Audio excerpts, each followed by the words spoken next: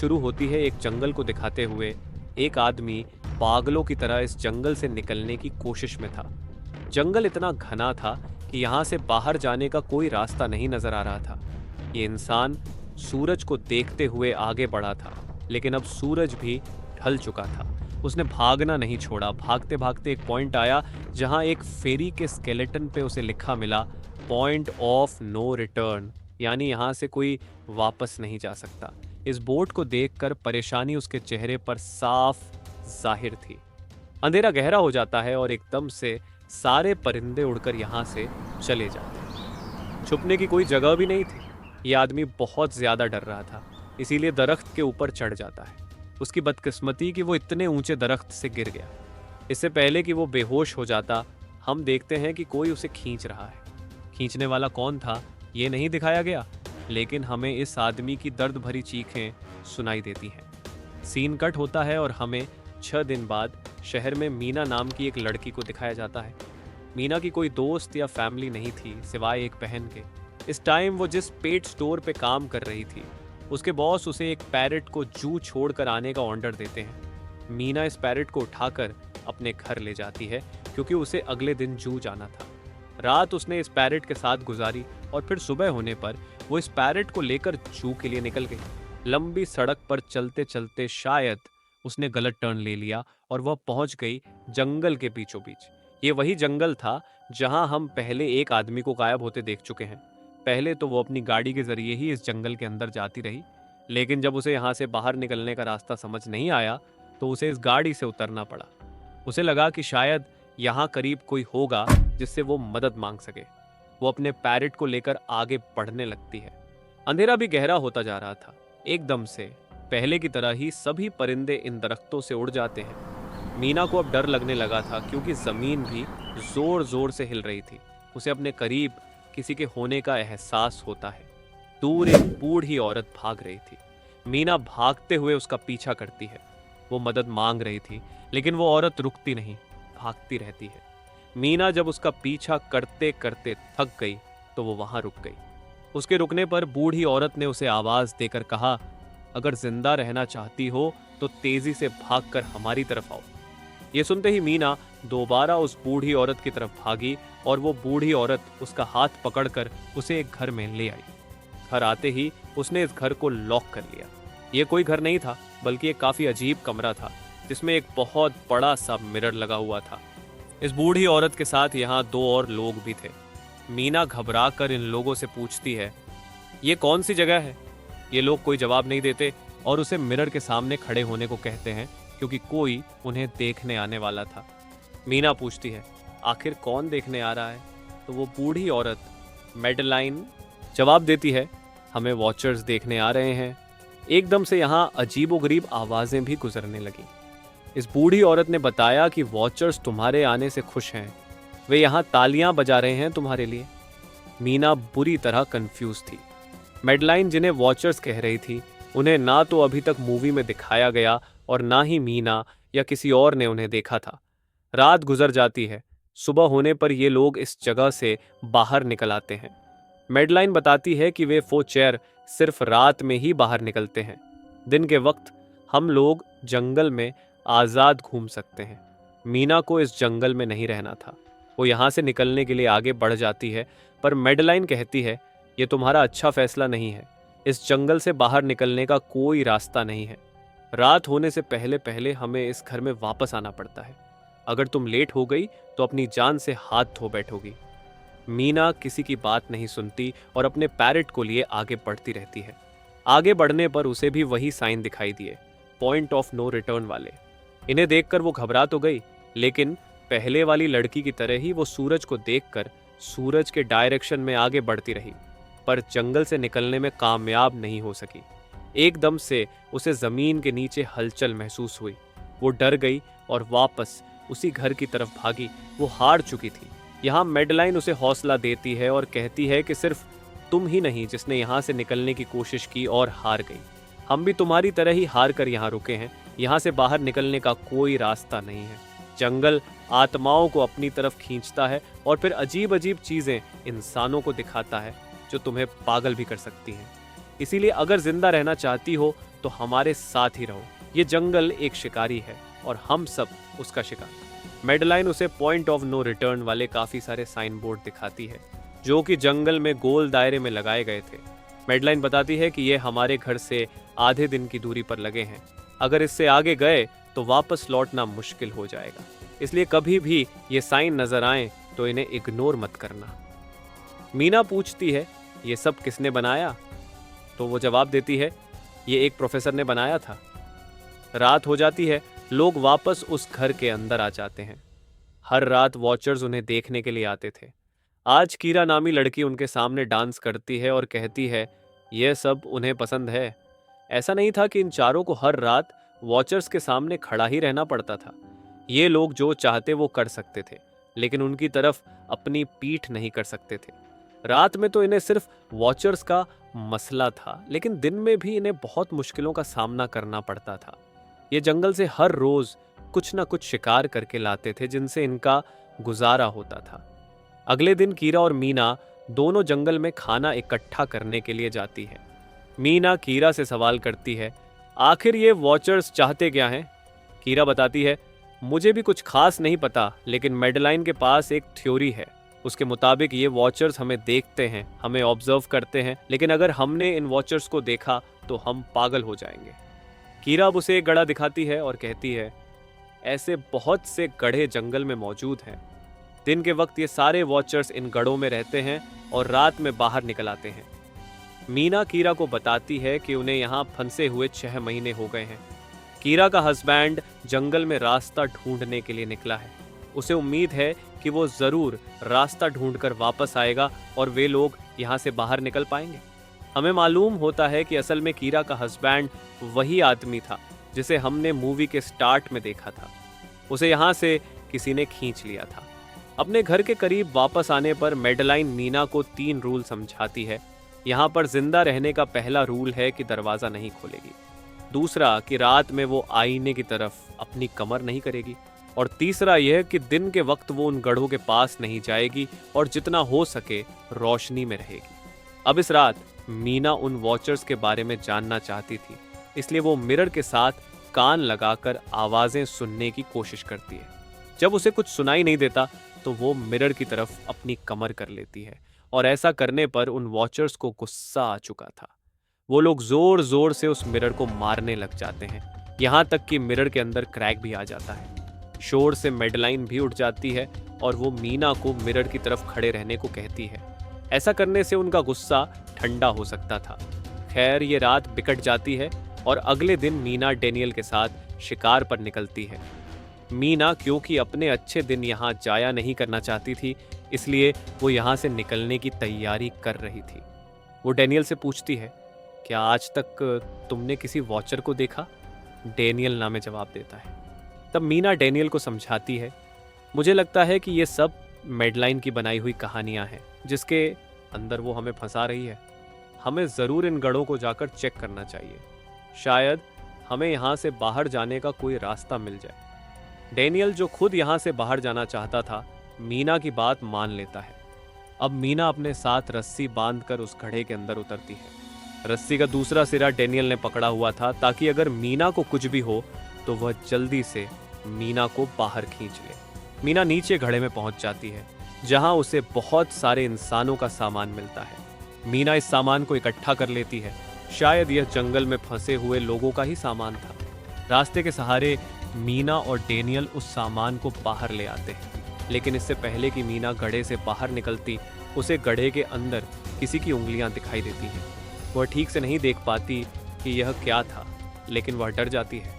ये लोग उस सारे सामान को लेकर अपने सेफ हाउस में आ गए, जहां मेडलाइन ने उनसे पूछा कि यह सामान उन्हें कहाँ से मिला। ये लोग झूठ बोल देते हैं कि यह सामान उन्हें जंगल से मिला है। मेडलाइन को इस जंगल में रहते हुए काफ़ी समय हो गया था और वह जानती थी कि ऐसा सामान जंगल से नहीं बल्कि गड्ढे से मिला होगा। वह मीना से पूछती है कि गड्ढे के अंदर उसने क्या देखा, लेकिन मीना उसे कुछ नहीं बताती।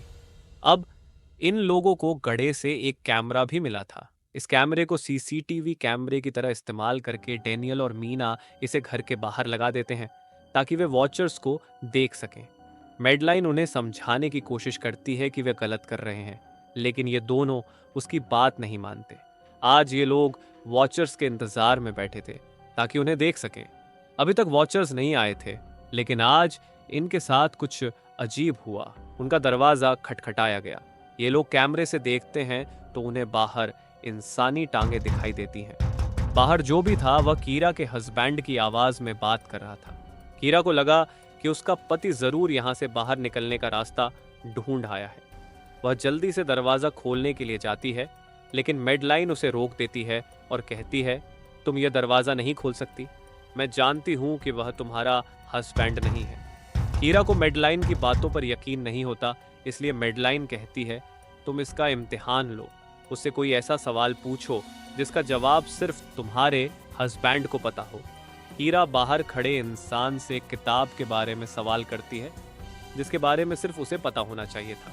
जब बाहर खड़ा हुआ इंसान कोई जवाब नहीं देता तो यह साफ हो जाता है कि वह वॉचर था। जब वे दरवाज़ा नहीं खोलते तो वॉचर उनके कैमरे को तोड़ देता है। अब सभी वॉचर्स गुस्से में आ चुके हैं। वे उनके घर के बाहर लगे शीशे को भी तोड़ने वाले थे, लेकिन ये सब लोग शीशे के सामने खड़े हो जाते हैं। उनके ऐसा करने पर वॉचर्स ने शीशा तोड़ना बंद कर दिया और उन्हें मारने नहीं आए। रात में इनके साथ कई सारी गलत चीज़ें हो गई थी, इसलिए डैनियल और मीना ने फैसला किया कि वे मेडलाइन को सच बता देंगे कि वे गड्ढे में गए थे। जब मेडलाइन को यह पता चलता है तो वह बहुत गुस्सा हो जाती है कि उन्होंने एक रूल तोड़ा था। मेडलाइन उस घड़े से लाए हुए सारे सामान को वापस उसी घड़े में फेंक देती है। अब मीना भी चाहकर यहाँ रहने वाली थी। वक्त गुजरता गया, मौसम भी बदल गया। सर्दियां आ गई थीं, लेकिन ये लोग अभी भी वहीं फंसे थे। मीना हर रोज यहाँ से बाहर निकलने के रास्ते की तलाश में जाती थी, लेकिन उसे कोई रास्ता नहीं मिलता था। उसने एक नक्शा भी बनाया था और उसे यकीन था कि कभी तो वह इसे पूरा कर ही लेगी। सर्दियों की वजह से इन्हें खाना भी ठीक से नहीं मिल रहा था और खाना न मिलने की वजह से उनकी मानसिक स्थिति खराब होती जा रही थी। इसी बीच मेडलाइन और डैनियल का झगड़ा हो जाता है। गुस्से में डैनियल मेडलाइन और मीना को बाहर छोड़ देता है और गारा को सेफ हाउस में ले जाकर उसे लॉक कर देता है। अंधेरा भी होने वाला था। मेडलाइन और मीना दरवाजा खटखटाकर डैनियल से विनती करती है कि प्लीज दरवाजा खोल दो, लेकिन वह दरवाजा नहीं खोलता। फिर अंधेरा हो जाता है और मजबूरन उन्हें अपनी जान बचाने के लिए एक घने पेड़ के नीचे खड़ा होना पड़ता है। अब तो उन्हें वॉचर्स का सामना करना पड़ेगा कि आने की हार्ट भी सुनाई दे रही थी। इस टाइम मीना और मैडलिन के साथ हम ऑडियंस को भी इन वॉचर्स की एक झलक दिखाई जाती है। ये लोग लंबे लंबे, पतले और खतरनाक थे। अपने गढ़ों से निकलकर ये सब इंसानों को देखने के लिए इस सेफ रूम तक पहुंचते हैं। और जब ये लोग देखते हैं कि मीना और मैडलिन महान नहीं हैं, तो उनको खाने के लिए ये लोग जंगल में उन्हें ढूंढने लग जाते हैं। और इन क्रिएचर्स के दूर जाते ही मीना और मैडलिन को मौका मिल जाता है दोबारा अपने सेफ हाउस तक आने का। इस मर्तबा वो जोर जोर से दरवाज़ा कटकटाते हैं और आखिर डैनियल उनके लिए दरवाज़ा खोल ही देता है। ये लोग घबराए हुए थे क्योंकि लोगों ने अब वो क्रिएचर देख ली थी। मैडलिन इन सब से आकर कहती है कि मैंने तुमसे झूठ बोला था कि मैं यहाँ पे फंस गई। असल में मैं इन्हीं क्रिएचर्स की तलाश में यहाँ आई थी, क्योंकि मैंने किताबों में पढ़ रखा था कि ये सारी क्रिएचर्स परिया हैं, फेरीज हैं। लेकिन यहाँ आकर मैंने जब इन्हें देखा तो मुझे पता चला कि ये तो मॉन्स्टर किन्हीं राक्षस हैं, और साथ ही साथ काफ़ी अक्लमंद भी ये लोग भेस बदल सकते हैं। मैंने जिसको देखा था उसने बिल्कुल मेरे जैसा ही अपना रूप बना लिया था, बस उसके बाल थोड़े बिखड़ हुए और आंखों के नी गड़े थे। मैंने उनकी इन हरकतों से अंदाज़ा लगाया कि वो हम जैसा बनने के लिए हर रोज़ कुछ सीखते हैं। इसीलिए ये हर रोज़ आकर हमें ऑब्जर्व करते हैं और जो जो काम हम करते हैं वैसे ही काम ये लोग करने लग जाते हैं। इनकी इन्हीं बातों के दौरान दोबारा दरवाजे पे खटखटाहट होती है। ये क्रिएचर्स अब इन्हीं की तरफ आ रही थी। वो अंदर आना चाहती थी, लेकिन ये दरवाज़ा नहीं खोल सकते थे। अगर ये दरवाज़ा ना भी खोलते फिर भी क्या हो जाता? उनके क्रिएचर्स में इतनी ताकत थी कि वो इस लोहे के दरवाजे को तोड़कर अंदर आ जाएं। इन लोगों को कहीं छुप था, सभी को समझ नहीं आ रही थी। पर अचानक नील की नज़र फर्श पे पड़ती है। यहाँ फर्श थोड़ा ऊपर नीचे था। वो जैसे ही कार बट उठाकर दिखता है तो नीचे एक बंकर था। ये लोग बिना वक्त जाए कि उस बंकर का दरवाज़ा खोल के उसके अंदर चले जाते हैं और फिर बंकर बंद कर लेते हैं। ये लोग इस चीज़ से हैरान थी कि ये बंकर इतने अरसे से यहाँ था और इन लोगों को पता भी नहीं चला। इस बंकर के नीचे बहुत फैसिलिटी थी, हजारों दिन का खाना, बहुत सारे टीवी टेक्नोलॉजी और भी बहुत सा ज़रूरत का सामान रखा था। मीना जानना चाहती थी कि आखिर यह जगह किसने बनाए, इसीलिए वो इस कंप्यूटर को ऑन कर लेती है। इस कंप्यूटर में इंटरनेट तो नहीं था, लेकिन बहुत सा डाटा सेव था, जिसे खोलने पर इन्हें पता चलता है कि यह सारी जगह डॉक्टर मार्टिन ने बनाई थी। ये असल में प्रोफेसर को इन क्रिएचर्स के बारे में पता था। वो इन क्रिएचर्स पर रिसर्च करना चाहता था, इसीलिए उसने ये बंकर बनाया था। वो इस बंकर में रहता था। पैसों का लालच देकर वो दूसरे इंसानों को यहाँ लेकर आता था और रात के वक्त उन्हें ऊपर रूम्स में छोड़कर खुद इस बंकर में आकर छुप जाता था। और वो मॉन्स्टर फिर उन इंसानों को खा जाए गए थे अपनी सारी रिसर्च के दौरान। डॉक्टर मार्टिन बताते हैं कि यह क्रिएचर कोई मॉन्स्टर नहीं, बल्कि असल में फेरिस थी, जो पहले इंसानों के साथ रहती थी, लेकिन फिर इंसानों ने इन्हें धोखा दिया। इन्हें यहाँ जंगलों में फंसाकर वह यहाँ से निकल गए और काफी साल जमीन के नीचे रहने की वजह से इनका जादू और इनके पर चले गए। डॉक्टर मार्टिन बताते हैं कि सारी रिसर्च के दौरान उन्हें एक सबसे अलग फेरी मिली, जो रोशनी में भी उन गढ़ों से बाहर आ सकती थी। वो अच्छी थी। उसने डॉक्टर मार्टिन को मारा नहीं, डॉक्टर मार्टिन उसे यहाँ ले आया। वो फेरी मार्टिन के साथ रहकर सब कुछ सीख गई, लेकिन थोड़े अरसे बाद इन दोनों के अंदर कोई लड़ाई हो गई। इस कंप्यूटर में बहुत सी वीडियोस थी और हर वीडियो में डॉक्टर मार्टिन ने कुछ ना कुछ बताया हुआ था।